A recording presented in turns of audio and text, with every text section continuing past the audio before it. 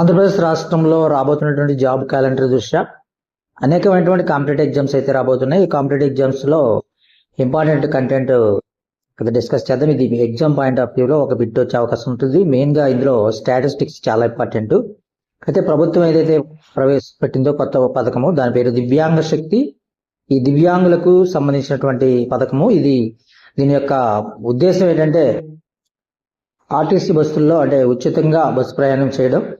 అయితే ఏవే బస్సులు దీనికి ఎలిజిబిలిటీగా ఇవ్వతుందంటే ఏపీఎస్ఆర్టీకి సంబంధించినటువంటి ఆర్డినరీ బస్సులు, metro express, Palle Velugu, ultra Palle Velugu ఎక్స్ప్రెస్లు, అదేవిధంగా ఎవరంటే దివ్యాంగులకు సంబంధించింది. దీని పీడబ్ల్యూడీ చట్టం ప్రకారంగా 21 రకాల దివ్యాంగులలో ఉన్నారు. అదేవిధంగా 40% కంటే ఎక్కువ వికలాంగత్వం ఉన్న వారికి ఉచిత బస్సు ప్రయాణ సౌకర్యం అయితే కల్పించడం జరుగుతుంది. ఇది ఏటా చూస్తే 207 కోట్లు అవుతుందని ప్రభుత్వం వారు అంచనా వేస్తున్నారు. తర్వాత దీనిలో లబ్ధిదారుల పెరుగుదల చూసినట్లయితే 2.06 లక్షలు ఉన్నారు.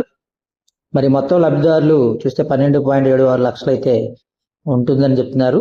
ఏదైతే అవనివ్వండి, ఈ యొక్క గణాంకాలు అయితే గ్రూప్ 2లో అడిగే అవకాశాలు ఉండవచ్చు, లేదంటే ఇంకా ఏదైనా కాంపిటేటివ్ ఎగ్జామ్స్లో కూడా అడిగే అవకాశం ఉంటుంది. కాబట్టి ఈ స్టాటిస్టిక్స్ని మనం అర్థం చేసుకునే ఉద్దేశంతో చిన్న వీడియోని రూపొందించడం జరుగుతుంది.